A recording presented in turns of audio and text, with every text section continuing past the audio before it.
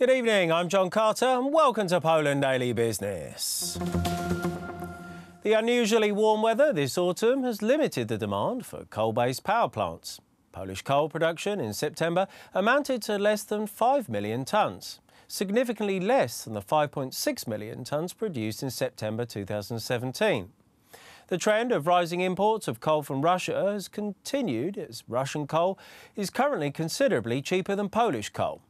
The Polish energy sector is still heavily dominated by coal, with over 78% of Poland's electricity grid being powered by the black gold.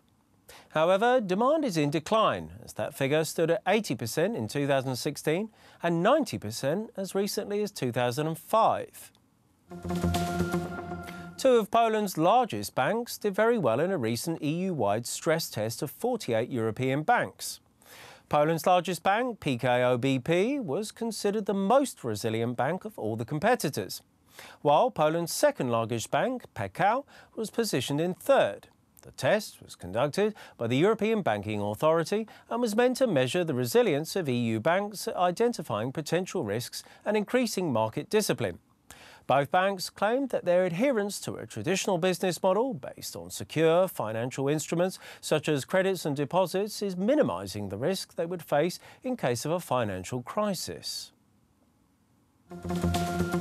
The Polish Central Statistical Office, Główny Urząd Statystyczny, has released new figures on the number of tourists who spent their summer on the Baltic coast. The number of nights spent at hotels is up 10.6% on the 2017 season. All in all, over 1.7 million tourists visited the Polish coast in July and August. 1.4 million of them came from Poland and 317,000 came from abroad. Swedes were the most numerous, with 60,000 visitors. 58,000 Norwegians also vacationed at the Polish coast, and the largest increase in visitors came from the Czech Republic, 27,000 visitors, which is a 21.6% increase. Thank you very much for joining me here this evening at Poland Daily Business. I'm John Carter. Now it's over to Alexander Wierzchowski. You're watching Poland Daily Business Edition tonight from Kraków, and Katia Beziuk of Ukrainian Post is our guest. Ma'am, welcome to the show. Thank you. It's a pleasure to be with you. Ukraine is still outside of the borders of European Union, and the question to you, does it create an opportunities for your organization, because you are relieved of many duties and regulations that are mandatory for persons and entities from the European Union? That is absolutely true. We are in talks that seemingly very shortly we will have to harmonize our customs regulations with the European Union ones, and most probably within a year or so we will see the dramatic decrease of the import duty-free threshold, import duty-free limit to Ukraine. But so far, Ukrainian cross-border shoppers benefit from one of the highest import duty-free limits in the whole Europe, which is as high as 150 euros per receiver. Of course, this... That's a yearly limit. You can have it in a month or in 1 year? Even daily. It actually...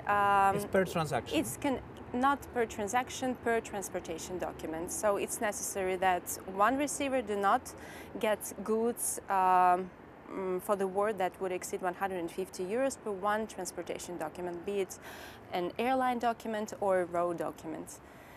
So basically you can shop even daily and fill in your wardrobe with the world-known fashion makes from abroad without paying 0 cents in VAT or in customs duties.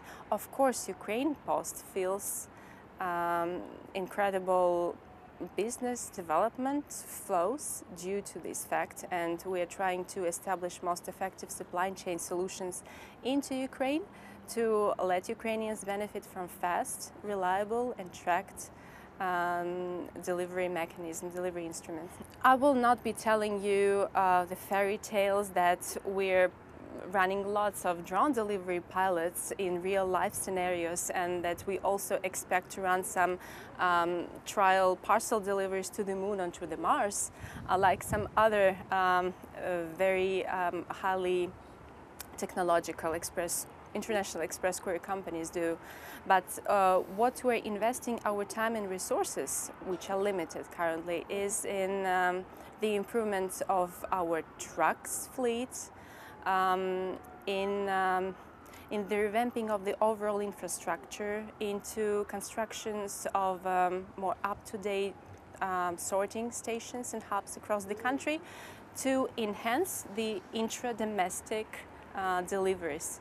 And I know that it's a well-known fact that the roads in Ukraine are painful and the roads can be bumpy to the final destination, but still this is not a reason why we shouldn't make those extra efforts to deliver within 24 hours across the country. We know the standards and we know the players who are fulfilling these targets, and we are sure that we can do the same, because we have one of the longest line hauls infrastructure across the country. And for the last year, we've dramatically improved our delivery KPIs. I'm sure that Ukraine Post will further demonstrate sensible and remarkable operations improvement. Well, if you think about Ukrainian Post, what are the challenges? You described some, the size of the country, the number of kilometers that you have to span, but are there any other challenges that lie in the front of your organization? You have always to balance between your needs, wants, and the available resources that are indispensable for the deployment of all the short-term and mid-term strategic plans. So for us, one of the sensible obstacles right now is the lack of the human power, of the labor force. As you know, lots of Ukrainians take on part-time jobs in Poland, and it's getting very sensible across such jobs as operations, couriers, to find a decent and needed number of people to fulfill the functions in place. So the distribution of the available resources and the managing of the labor force shortages right now, I would say, are one of the sensible challenges that we face. Thank you very much. Katia Beziuk of Ukrainian Post was our guest tonight, and that was it for tonight's Poland Daily Business.